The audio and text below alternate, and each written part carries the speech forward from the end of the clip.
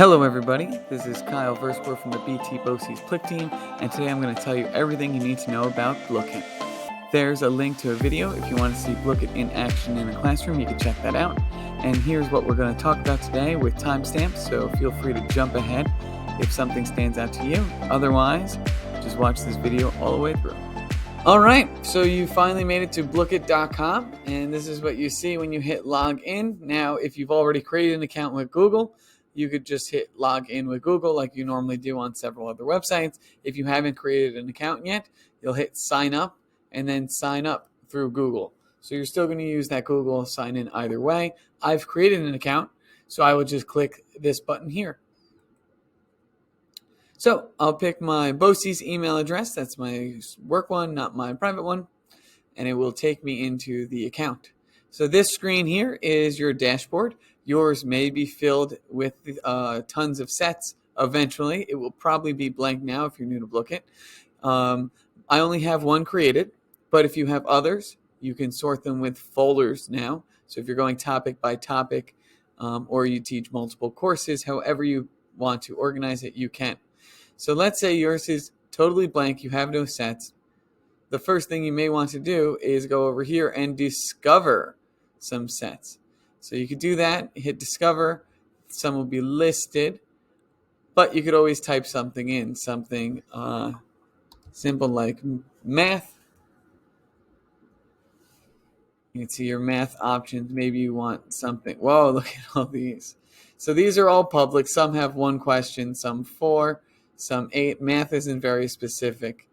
Something a little more specific like the Civil War. So now, these are all about the Civil War. People on the internet have made them. It will tell you how many plays they have. You, before you want to run these with the class, should go through and preview all the questions. 1, make sure they're appropriate for your class and level. And you also want to make sure the answers are correct. So you can go through these, and you can either host it right away, you could play it right away, or you could favorite it. So if I favorite it, I've read through all 48 questions. I like it. I favorite it. Now when I go back to my dashboard, I can go to my favorites and I can find it again. So I didn't have to make the set. I just had to find one that someone else already made and made public. And now I could favorite it and I can continue to access it over and over again. So another thing to consider, this is someone else's. I'm just favoriting it, which means they could delete it, or they could remove their account or make it private. So you may want to make a duplicate of it. So if you go and view the assignment, there's a duplicate button. Now I only have the free account. If you have the premium account, when you hit duplicate, you'll be able to just copy whatever sets you see out there, whichever public sets you see out there. I can't with the regular free version. So let's say we don't like what we find when we hit discover and we want to make something very specific from our own questions, something we've done in the past, and we want to just bring it over to Blooket. Whatever it is, we can create our own sets. So we'll go up to the top here. We will hit create, and it will bring us to this screen. So we can title it. This will just be called sample. That sounds good to me. We can add a description, blah. This could be about, I don't know, apples and blah, whatever your description is. You can upload a specific image, or you can go to their gallery and search apples or whatever you're teaching and learning about. I like green apples. Will come up. The next thing is the privacy setting. It will default to public, but you can make it private. Private meaning only you can access it. Public meaning anyone can search for it and find it there. There's a few different ways to create the questions. Manual, you type them in. Quizlet is great, especially if you have a bunch of Quizlets. You just can import them in. Or if you like typing in spreadsheets more than doing the manual from scratch, you can type into the spreadsheet. Maybe it's easier to copy and paste an older assessment or question list that you had. We'll just leave it at manual for now, but I will demo how to do the other ones.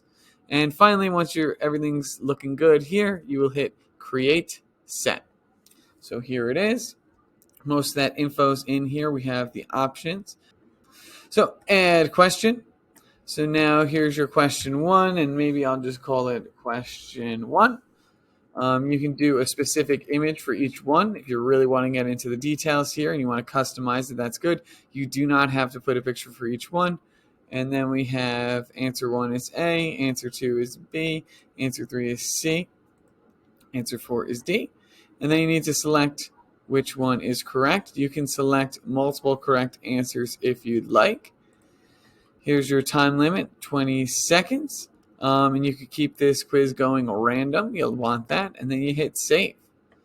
So you'll just repeat this process. Next one, we type question 2 from our list. Maybe this one, we do want an image now. So I'll type in 2. Oh, this looks just like the number 2. Isn't it cute?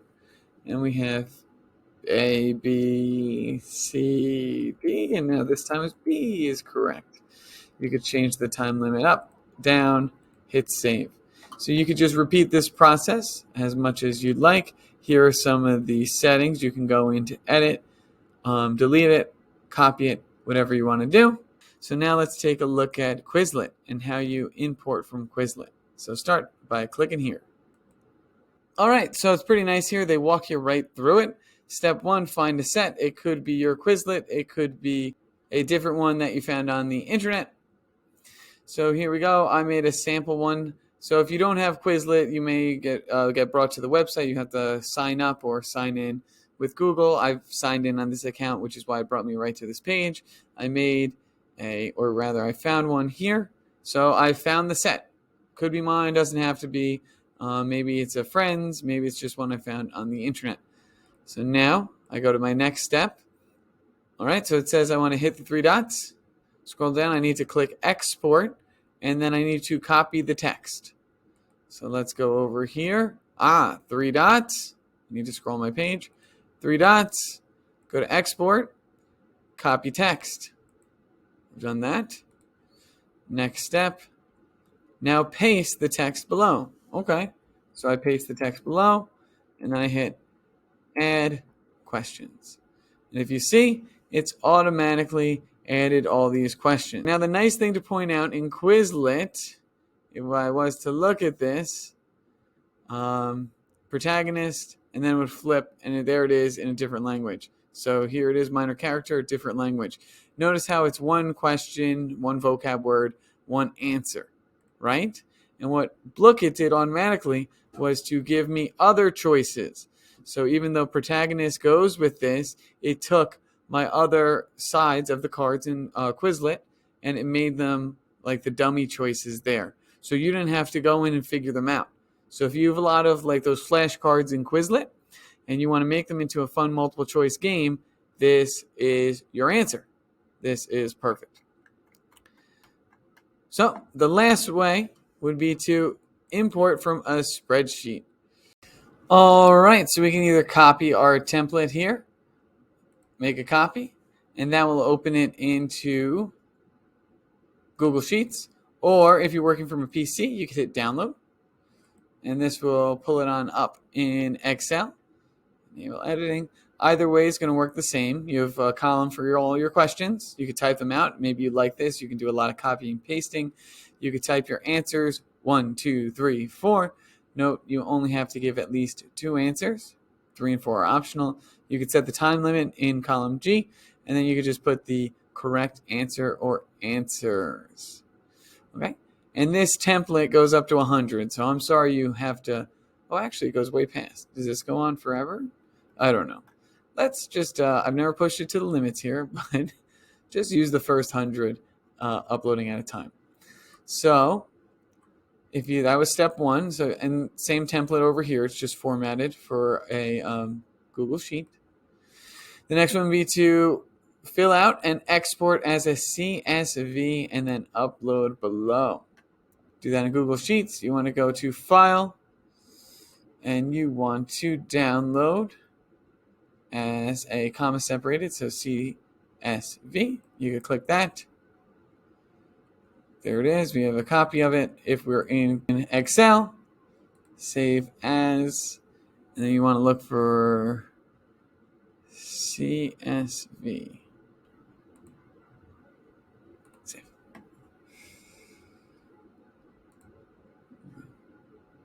put it in downloads. Oh, I already have it because the other one, so I won't save that because I made one from here. So either way, how you save it, no big deal. Go to upload CSV. I will go to my downloads. Here they are, whichever one I want. So open, and now it should give me those questions.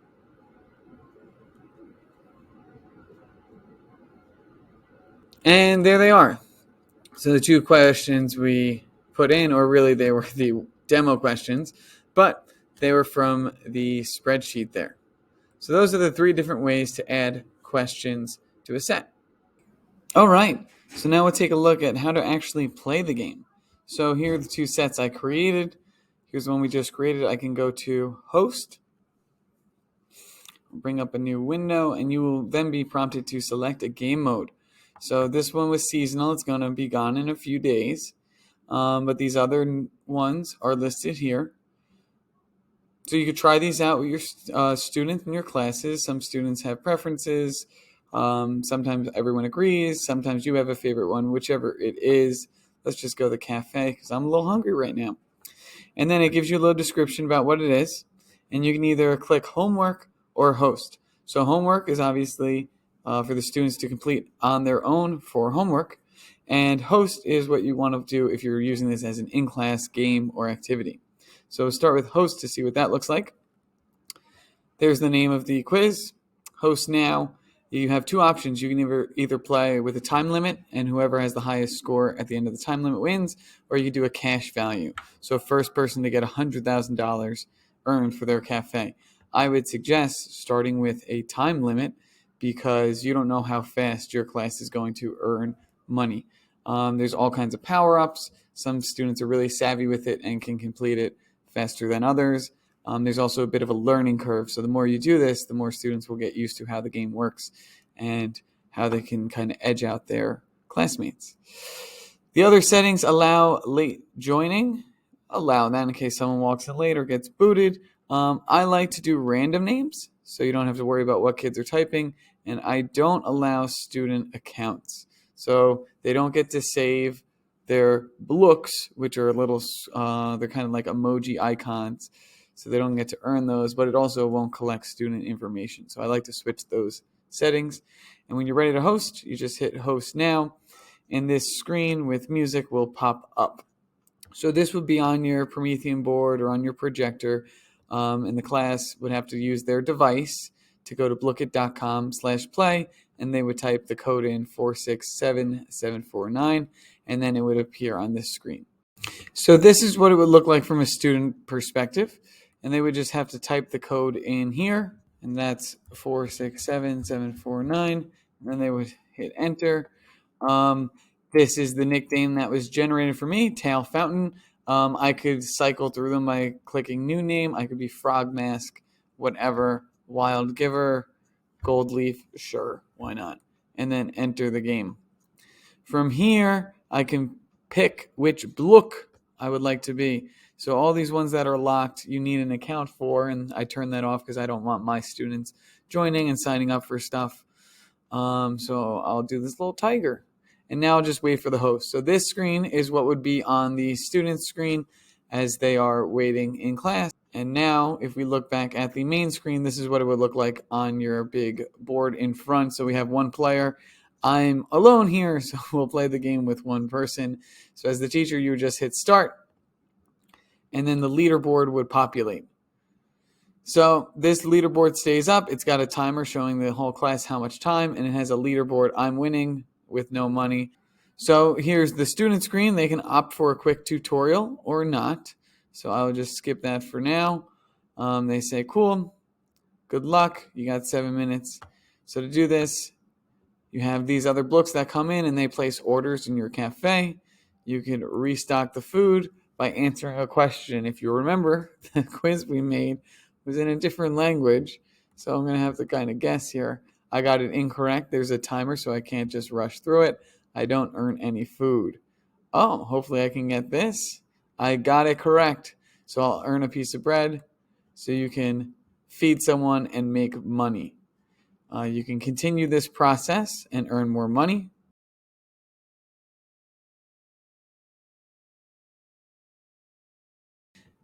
And then you can see the upgrade is available. So you go to upgrade shop and you can unlock things.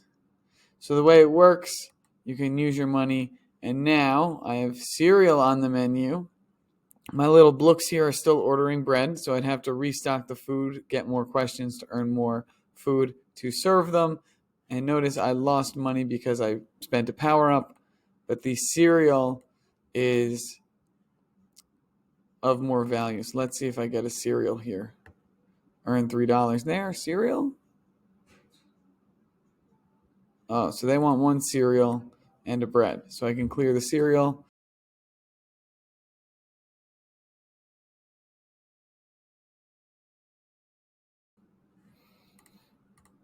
And now $36. So the more you upgrade, you can unlock the yogurt now, the more money you can make. And that will keep going on for the 7 minutes. If we go back to the teacher's view, we could see gold leaf. That student has $30 there in the lead, and we only have a few minutes remaining. If you ever wanted to end the game early, you could click end now, and a little ceremony will happen. There will be the winner. You can always play again if you wanted. So here's the student's view after the game. I came in first place, how much I had, but then also my accuracy score. So they get a little report. If the students log in, you can see the bigger report on the screen, but here it is. If you have the premium paid version, you'll get more details specific to the question as the teacher. So these are all good for the student, but you can get more teacher data with the premium paid version. You get some data for free. All right, the next thing is similar, but how do you assign for homework? You'll hit host, and now you have to select a game mode that has the homework option. So this doesn't have a homework option. I think Tower Defense does. So you hit homework here. You can change the time. Let's say we give them a day. Let's give them 2 days. We'll call this sample HW. The total rounds we need them to get to, maybe we think 20 is a lot, so we're going to drop it to 15. That's fine. Also, this would make sense after you test out the games. We changed the date, but just to note, it changes automatically up there and shows you exactly how many it is. And now you would just assign it. So here it is. You'll get a link, and you would just click to copy it. So click, and it's copied. Tells you when the homework closes. No one's played it. Gives you a little bit of a rundown. So what you would do from here is you can go to a Google Classroom or wherever else you have your assignments. This is a demo one. Don't worry, those aren't real people. Classwork. You want to create material or whatever. Sample homework. And you can just attach a link. Add link. Description. Have fun with Blooket. You can post. So there it is. Students can play it. They can complete it. From a student perspective, this is what it would look like. I pasted the link into an incognito browser. I'll put my name. They need to put a name in now. This way the teacher knows who completed it. So we'll do a new game. I'll play Sunny Meadow. I don't want a tutorial. 15 rounds. Cool. Let's get some questions. Here we are. I really shouldn't have done the whole German thing. So now I could buy stuff. I can play the game. I can put my little duck down and keep going, but you get it. All right, so back to the teacher view. You put it in your Google Classroom. This is good. Let's refresh. So here are the updated now that I've made it through round 1. I've gotten 2 right and 1 wrong. It gives the overall percentage. 1 player, 2 correct, 1 wrong. Class percentage of a 67 because it's just 1 person. And if you wanted, you can go through. Here's the one I got right. There's one of the ones I got wrong. And here's another one I got right. So as the students complete their homework, it would be more than just 1 person, and they wouldn't just do 1 round. They would do all 15, and you would get tons of questions in there. So with that game mode, it was 15 rounds of 3 questions. So that is a lot of questions. Maybe you want them to do less, maybe you want them to do more. That is up to you as the teacher to decide. So that is what the homework looks like. It's a fun way for them to get through those practice questions. Well, thanks for watching, everybody. I know that was a long video, but hopefully you found the different sections helpful. If you have any questions at all about Blooket or anything else, please feel free to reach out to me via email. Thanks again for watching, and have a good one.